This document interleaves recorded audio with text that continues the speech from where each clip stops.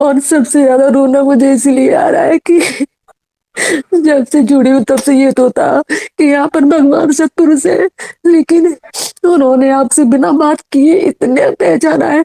अभी आपकी प्रेम करुणा मुझे अंदर से महसूस हो रही है कि सत्पुरुष क्यों प्रेम करुणा किसी के लिए कितना कोई समझ नहीं है मुझे। जब मेरा उस भाई के लिए जागा ना तब मैं आपको और समझ पाई। एग्जैक्टली ये प्रैक्टिकल से हो। जिस दिन आप जानोगे उस दिन आप सत्पुरुष को जानते जाओगे। जिस दिन आप सिचुएशन से पसार हो गए ना उस दिन आप पुरुष के भाव को पहचानोगे। तो सत्पुरुष के भाव को पहचानना और उस भाव में रहना ये सबसे बड़ी उपलब्धि है। याद रखना, आप कितना भी जप तप व्रत कर लो, आप कितनी भी एकादशी कर लो, आप इतना भी ज्ञान इकट्ठा कर लो, आप कुछ भी कर लो, लेकिन जब तक सत्पुरुष के भाव को आप उपलब्ध नहीं होते ना, पहचानने के बाद में उपलब्ध होना, तब तक आप अधूरे हो, पूर्ण नहीं हो। तो उसमें से जो एक झलक आपको अभी मिली, जो आपने बताया ना, तब आपको पता चला इसके माध्यम से सत्पुरुष के भाव क्या है, सत्पुरुष कौन से लेवल पे है, सत्पुरुष क्या करना चाहते हैं, और सत्पुरुष के भीतर क्या है, उस भीतर तक आप पहुंच पा रहे हैं। यानी इसका सीधा सीधा मतलब ये है कि आप तो कैसा है, सत्पुरुष ही मेरी आत्मा है। अब यहाँ पर ये सेंटेंस लागू होता है तब आप अपनी आत्मा के एकदम नजदीक हो और तब आप अपने आत्म साक्षात्कार के एकदम नजदीक हो। जिस दिन आप सत्पुरुष के भाव को हो जाते हो ना, समझना आत्म साक्षात्कार नजदीक है। ये सूत्र है, लिख लेना। बहुत गहन बातें हैं ये सारी, बहुत सूक्ष्म बातें हैं। अगर ऊपर से गई ना तो बहुत कुछ हाथ से छूट गया, याद रखना। तो इसको रिपीट रिपीट करते सुनना, हम क्या कह गए है ना, हम सहज रूप से क्या कहे गए ना, रिपीट रिपीट करके शब्दों में उतरना। हाँ जी, तो ये परफेक्टली है, ऐसा ही है। सत्पुरुष के भाव को आपने टच किया, यानी आपने अपने आत्मा को टच किया, यानी आप उस अवस्था में आते जा रहे हो। अद्भुत बात है। और इसीलिए यहाँ पर सत्पुरुष की स्टडी आवश्यक है, विथ प्रैक्टिकल, विथ प्रैक्टिकल। देखो एक प्रसंग हम बताते हैं कि दिन रात हम पेशेंट को देखते थे, डेली 350 के एवरेज से हम पेशेंट देखते थे। अब 24 घंटे में कितनी मिनट होती है कैलकुलेशन करना, और एक पेशेंट के पीछे हम कितना समय देते थे ये कैलकुलेट करना। वहां पर हम अकेले थे, ड्रेसिंग करना तो हमें करना है, चेक करना तो हमें करना है, दवाई देनी है तो वो भी हमें देनी है, स्टॉक्स मेंटेन करना है दवाई का, ये भी हमें करना है। यानी टेबल और जो क्लिनिक का जो सेटअप है वो सारा कुछ, साफ सफाई ये वो सबसे लेकर वो सारा कुछ हमें ही करना है। हमारे कपड़े भी हमें धोने हैं और खाने के लिए 1 किलोमीटर दूर हमें ही जाना है। इतना सारा करने के बाद में आपके पास सोने का भी वक्त नहीं मिलता। इस अवस्था में जब एकदम सुबह में इमरजेंसी आई तो हमारे साथ में जो डॉक्टर थे वो तो गए उनको लेकर हॉस्पिटल में एडमिट करने के लिए एम्बुलेंस में। अब हम थे अकेले और सुबह से ही भीड़ चालू, यानी सुबह 6 बजे से, है ना। वैसे तो रात भर ये चालू ही रहता है लेकिन सुबह 6 बजे से भीड़ चालू हो जाती है पेशेंट की। तो उसमें उस वक्त सुबह का वक्त था, पेशाब और संडास ये दोनों हमने रोक के रखे थे जब तक वो डॉक्टर एम्बुलेंस वाले उस पेशेंट को एडमिट करके सेटल करके नहीं आते थे, क्योंकि वहां से वो 5 किलोमीटर दूर था हॉस्पिटल। तो जब तक वहां से नहीं आए उसमें लग गए 3 घंटे, क्योंकि उसको अटैक आया था उस पेशेंट को, तो उसमें सेटल में बहुत टाइम लग गया। तो 3 घंटे लगे। जब तक वो नहीं आए तब तक हम पेशेंट की भीड़ को संभालते रहे और तब तक संडास और पेशाब सुबह में हमने रोक के रखा। तब जाके पता चलता है कि हमारे प्रमुख स्वामी जी महाराज ने भी ऐसा किया था कि एक पेशेंट की, यानी एक भक्त की जो तकलीफ थी उसको सुनना, यानी 1.25 घंटा लग गया था। एक पैर उनका बाथरूम में था और एक पैर बाहर था। उस अवस्था में वो सुन रहे थे यानी वो टॉयलेट जा रहे थे, उतने में एक भक्त आया, उनकी बातों को सुनना, उनकी परेशानियों को सुनना और उनको उचित गाइडेंस देना, इसमें कम से कम पौना 1 घंटा लग गया। तब तक उन्होंने भी रोक के रखा था। यानी भक्तों की सेवा के लिए सत्पुरुष कौन सी हद तक जाते हैं ना, ये पता चलता। जब उस भाव में हम प्रवेश किए ना, तब हमें पता चला कि सत्पुरुष के भाव को उपलब्ध होना यानी क्या। वैसे नहीं पता चलता है, विदाउट प्रैक्टिकल नहीं पता चलता है। आप समझे? तो ऐसा है।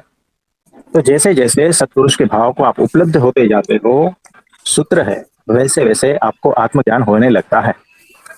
ये सूत्र कोई ग्रंथों में नहीं मिलेगा और ये प्रैक्टिकल बात है ना।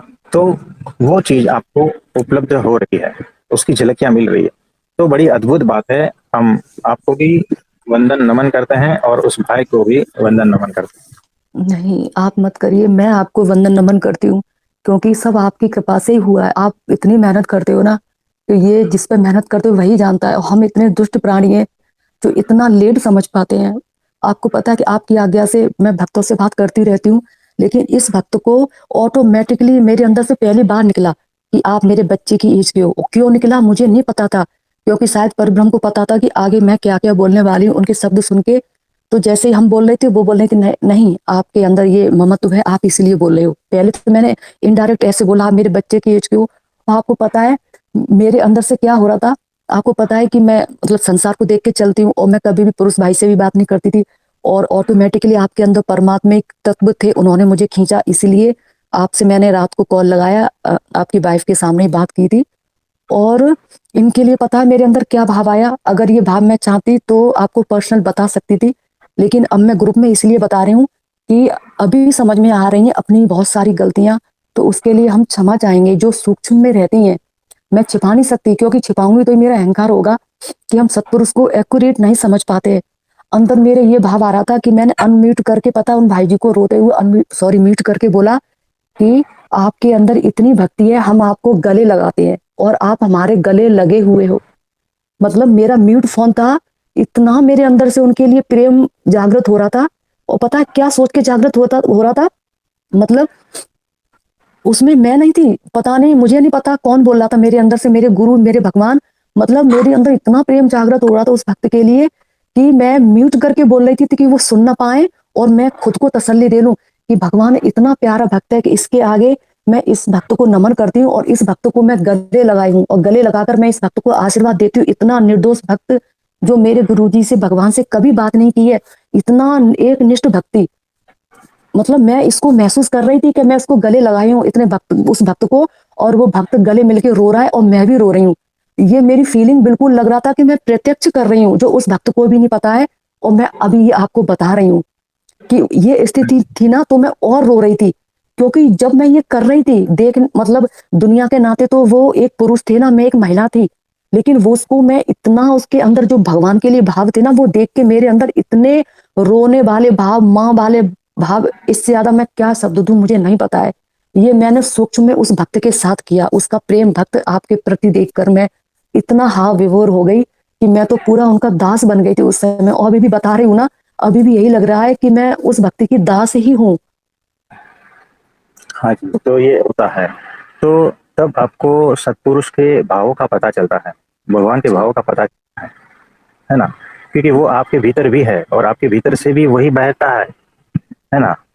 तो देखो, जब तक आप सत्पुरुष के भाव को उपलब्ध नहीं होते ना, तब तक समझना कि आप अभी भी माया में हो, और ये उन्हीं की ही कृपा है, सत्पुरुष की ही कृपा है कि आपके जीवन में ऐसे प्रसंग खड़े करेंगे ताकि आप सत्पुरुष के भाव को उपलब्ध हो सको, और ऐसे प्रसंग खड़े करेंगे ताकि आप आत्मज्ञान को उपलब्ध हो सको, अगर सही सही दिशा पे चले तो, है ना। ये सारा कुछ यहाँ प्रैक्टिकल है, यहाँ कोई भी बात जो है ना बोगसगिरी नहीं है, सिर्फ थियरी वाली भी बात नहीं है। यानी यहाँ पर जो भी बोला जा रहा है ना, ठोस आपके गुरु जो है ना प्रैक्टिकल से गुजर चुके हैं, याद रखना, सारी चीजों से गुजर चुके हैं, कोई भी बात हवाबाजी नहीं है। इसीलिए छाती ठोक के कहते हैं हम, है ना, जिस बात पे हमें भरोसा नहीं, और जिस बात से हम गुजरे नहीं ना वो बात हम कहते नहीं, याद रखना। तो सिर्फ प्रवचन फाड़ने नहीं आते, है ना।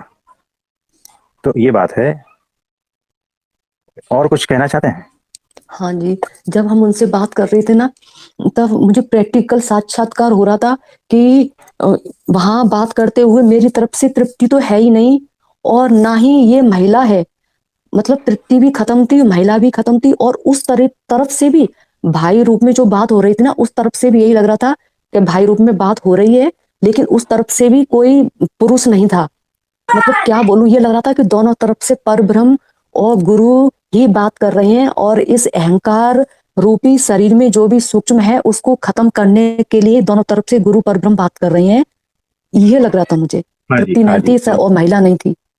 देखो ऐसा ही होता है कि, मुझे बताओ, आत्मा का जो ज्ञान होता है यानी आत्मा स्थिति होती है, वहां पर ना पुरुष होता है ना महिला होती है ना। तो उस ऊंचाई को आपने छू लिया है, ये एग्जैक्टली ऐसा ही होता है। तो वहां पर न पुरुष का भाव होता है न स्त्री का भाव होता है, वहां पर तो सिर्फ और सिर्फ भाव होता है जो भावातीत है।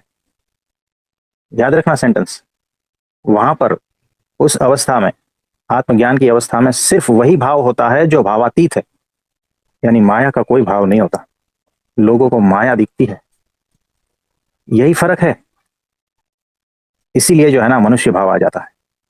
तो वहां पर मनुष्य भाव है ही नहीं, वहां पर सिर्फ और सिर्फ दिव्य भाव है। ये ऐसा है, वहां पर सिर्फ और सिर्फ मिलन भक्तों से होता है, वहां पर सिर्फ और सिर्फ गुरु शिष्य का मिलन होता है। मायातीत मिलन है ये बात माया वाला कोई भी जीव समझ नहीं पाएगा। जब उस अवस्था में आएंगे तब ही समझ पाएगा। इसका यही मतलब हुआ कि जब तक आप सर्व सत्पुरुष के भाव को उपलब्ध नहीं होते हो, तब तक ये समझ ही नहीं पाओगे, तब तक आप माया में हो, याद रखना। और जैसे जैसे आप सत्पुरुष के भाव को उपलब्ध होते जाते हो, क्योंकि ये एक किरण है, पूरा सूरज तो बाकी है ना।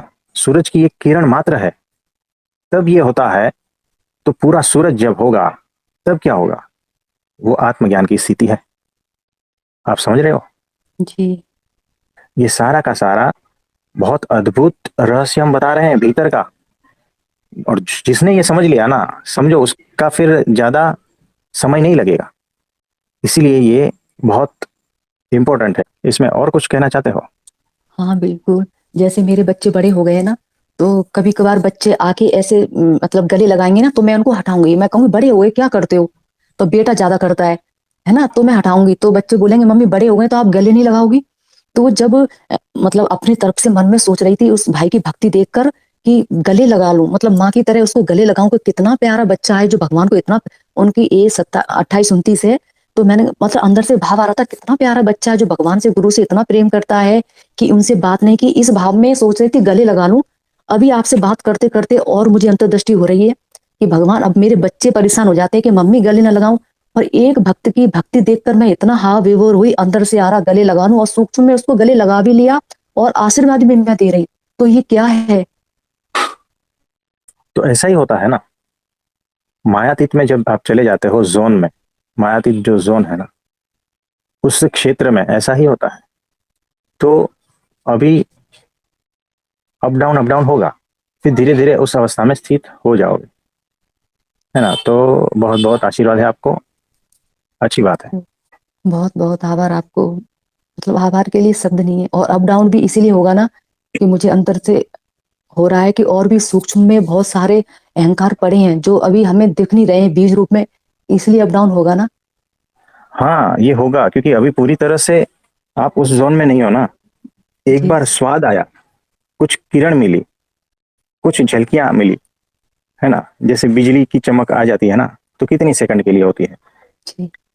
तो वैसे ही ये एक झलकियां है, धीरे धीरे ये होती जाएगी, कृपा से सारा कुछ बढ़ता जाएगा। बार बार ऐसा झलकियां प्राप्त होगी, बार बार उस जोन में जाते हो, फिर एक बार उससे नीचे आना मुश्किल हो जाएगा। हम्म। तो गुरु कृपा से ये होता है ना। फिर माया में आना मुश्किल हो जाएगा, फिर वही भाव सतत रहेगा, ऐसा है। तब जाके आप हमें समझ पाओगे, तब तक तो नहीं। तब तक तो जो समझते हो ना वो अपने को समझते हो, है ना।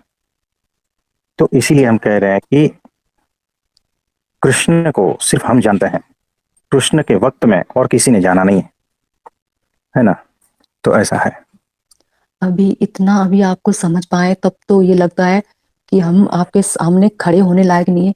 जब पूरा समझ पाएंगे तो हम क्या करेंगे, मर ही जाएंगे पूरे। तब खड़े होने के लायक हो जाओगे, क्योंकि पूरा नहीं, समझ शर्म के मारे पाएगा मर जाएंगे, मुझे तो ये लग रहा है।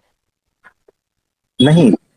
देखो कैसा है कि जब आप उस लायक हो जाते हो ना, समझने लायक, यानी वही लायकात आ गई सत्पुरुष की, है ना, तब आप समझने लायक हो जाओगे, तब खड़े होने के लायक भी हो जाओगे।